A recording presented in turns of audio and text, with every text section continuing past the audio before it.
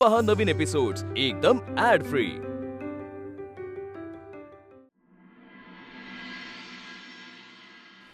ही file आणि त्याच्यातले प्रश्न विचारायला सुरुवात करत. बस बस रे.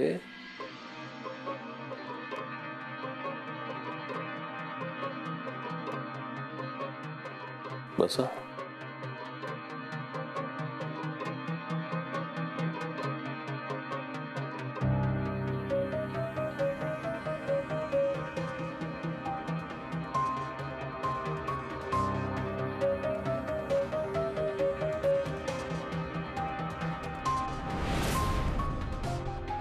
सर हे प्रश्न जरा काय जरा काय?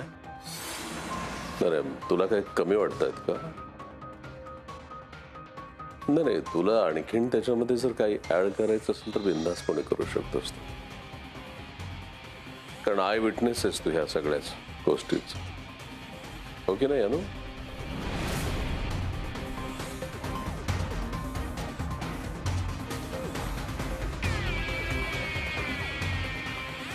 अहो एक बोटे खोळंबलंय या आतमध्ये.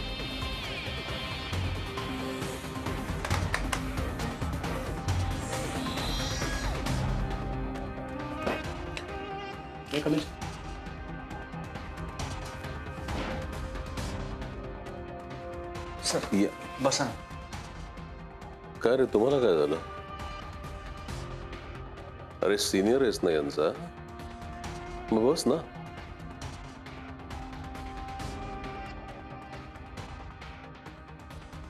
अरे बसा.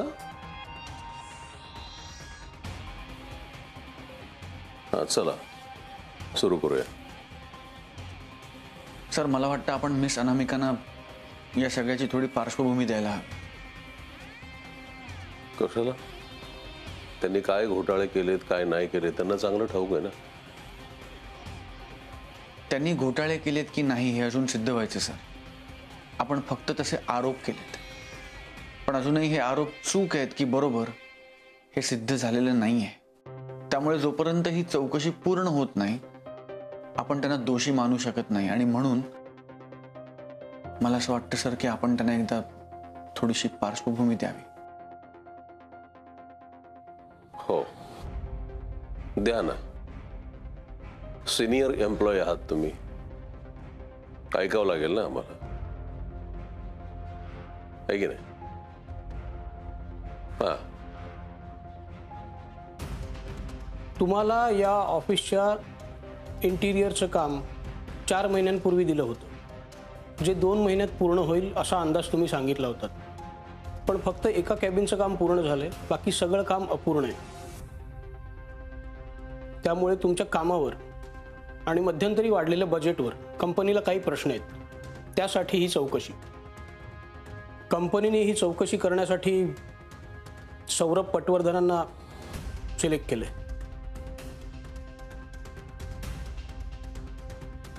सो सुरुवात करूया.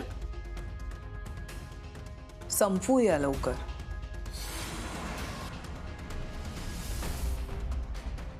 मिस अनामिका. मिसेस अनामिका आकाश जोशी. पुढे. अनामिकाजी तुम्हाला या ऑफिसने एक काम दिलं होतं. त्या इंटिरियरच्या कामासाठी तुम्ही हे प्रपोजल सबमिट केलं होतं. तुम्ही या प्रपोजलमध्ये सबमिट केलेल्या खर्चाच्या मनाने तुम्ही प्रत्यक्षात केलेला खर्च खूप जास्त आणि अवाजवी आहे असं कंपनीला वाटतंय. त्यामुळे ही बिलं खोटी आहेत असं कंपनीचं म्हणणं आहे. खोटी नाही म्हणजे तुम्ही आता बोललात तेच ऐकलं ना मी. ही सगळी बिलं खोटी आहेत असं म्हणणं आहे तुमचं? हो म्हणजे 5-50 रुपये देऊन खोटी बिलं बनवून घेतली तुम्ही. आहेत ना ही बिलं खोटी?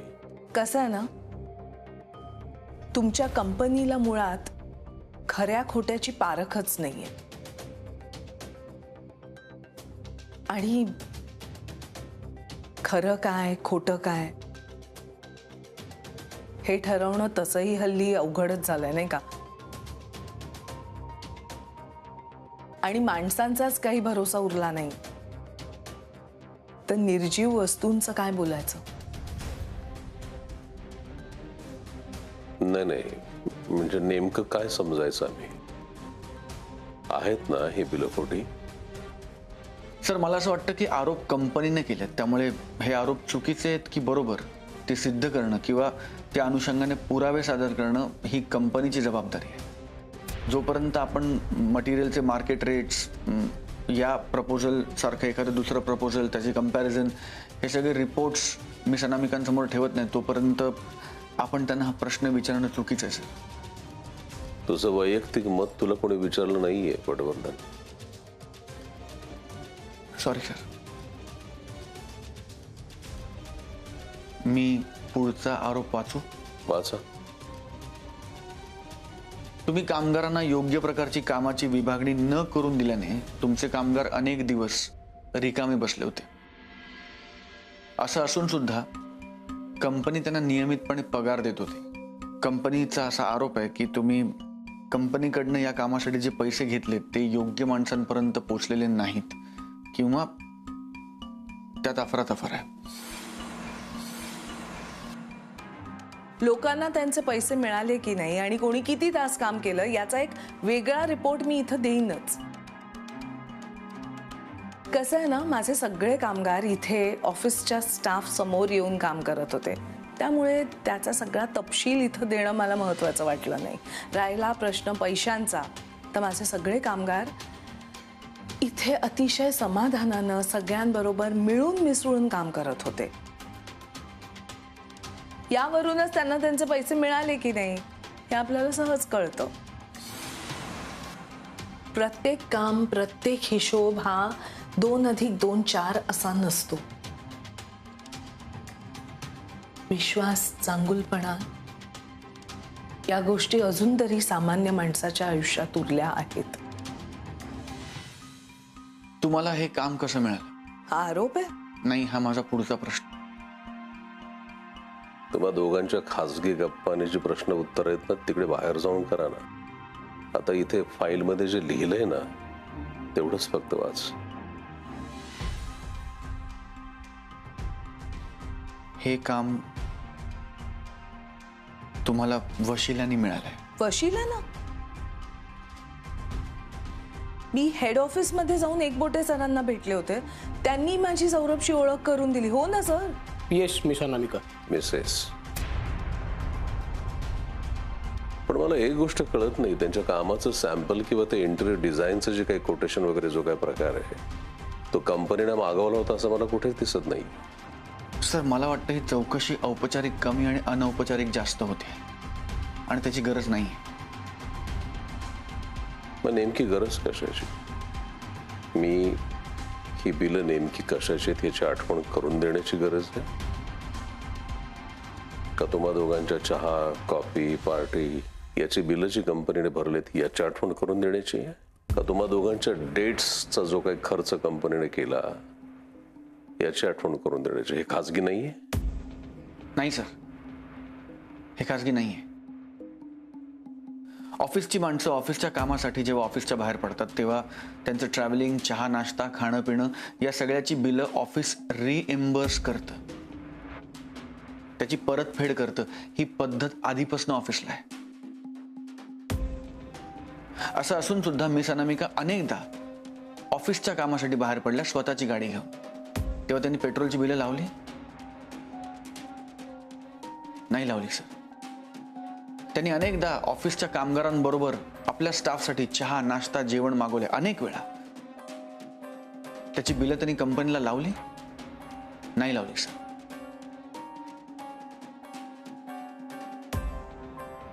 मिस अनामिकांबरोबर मी किमान 10 ते 15 वेळा बाहेर गेलोय ऑफिसच्या कामांसाठी.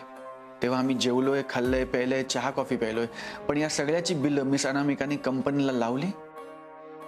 नाही लावली सर. ही सगळी बिलं मी लावलीत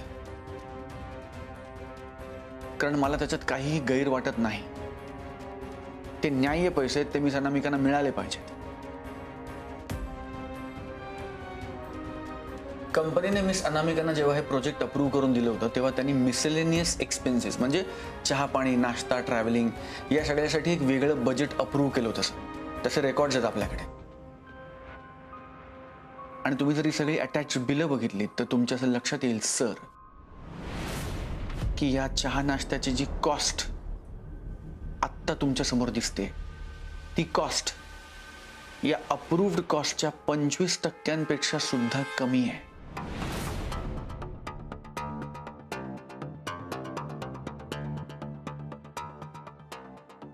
तुम्हाला एखादं काम असेल ना बाहेर,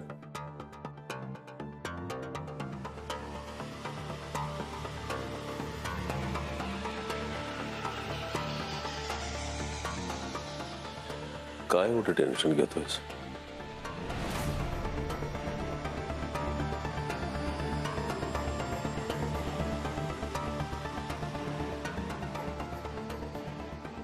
स्पष्टच विचारतो, का करतोय हे सगळं? मला त्रास द्यायला दुसरं काय? इथे यायच्या आधीच मला माहिती होतं की याच्या एकाही आरोपात तथ्य असणार नाही. मला त्याची कल्पना होती मिस मिसेस अनामिका आकाश जोशी. मिस अनामिका.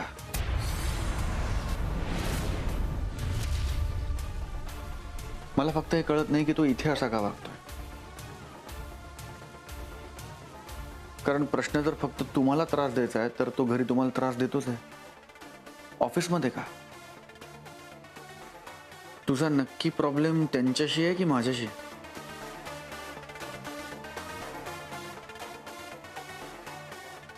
मी पुन्हा एकदा विचारतो, का करतोय हे सगळं?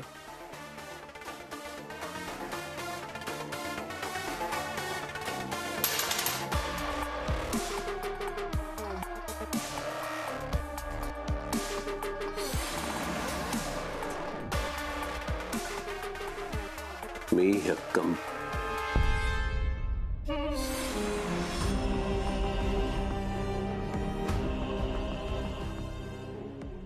सौरभ, मी चौकशीच करतोय अरे. म्हणजे मी इथे नसताना इथे काय काय घडलं, काय नाही घडलं, ह्या सगळ्या गोष्टी जर मला माहीत झाल्या ना तर मग कंपनी अशी पुढे घेऊन जाण्यासाठी मला मदत होईल, बाकी काय नाही.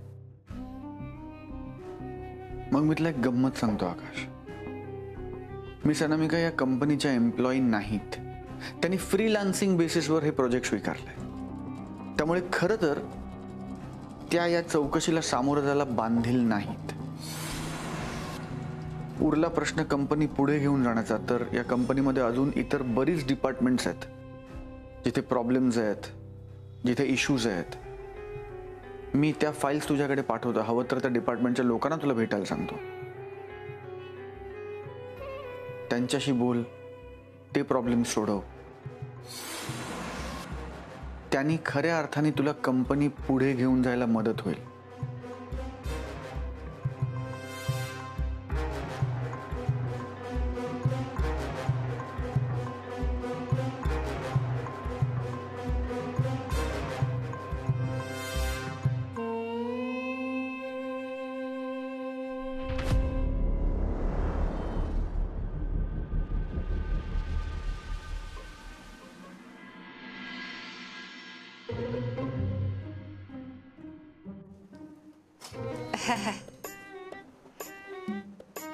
नेसली माहेरची साडी.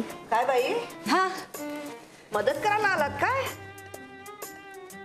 हो, करू का मी मदत? हो करा ना, जरा ही भाजी निवडून द्या. या या, देते. हा ला ला ला ला ला ला ला. हा बोल. मला माहिती आहे तू मदतीला आली नाहीस, तुला काहीतरी बोलायचंय. बोला. कळलं का? बरं झालं. ऐका ना माई मावशी, ही साडी तुम्ही होणाऱ्या जाऊबाईंसाठी काढली होती ना? आता तिला होणाऱ्या जाऊबाई म्हणायचं नाही. चुकलंच. अनामिका ताई, काय आहे, त्या घर सोडून गेल्यात, पण त्या समजा परत आल्या ना तर त्यांना परत घ्यायचं नाही, हा लक्षात ठेवा.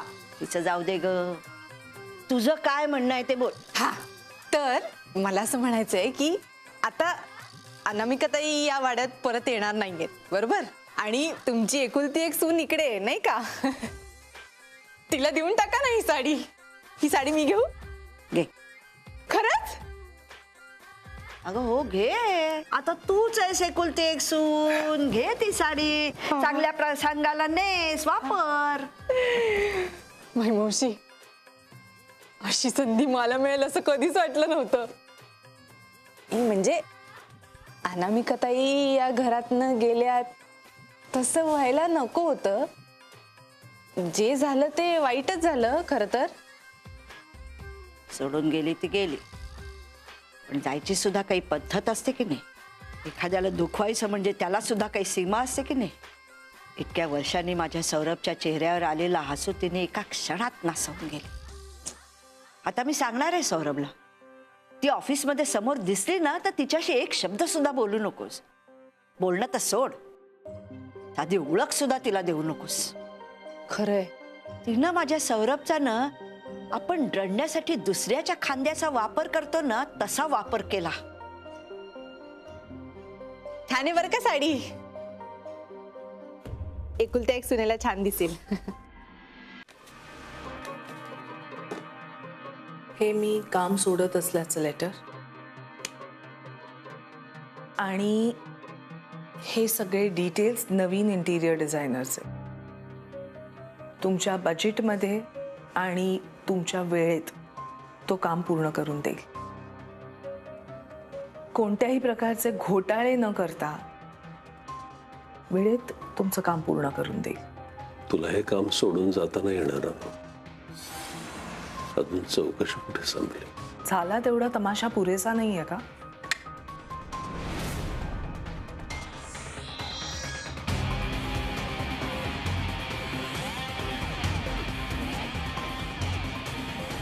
हे दुसरं लेटर.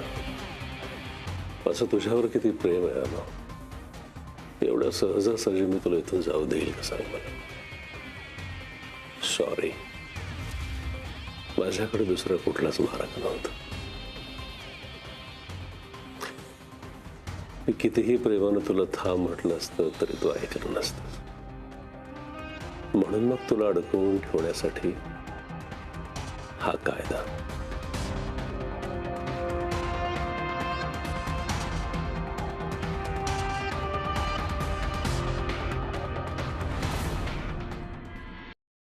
मम्मा, एन्क्वायरी सिरियसली अशी?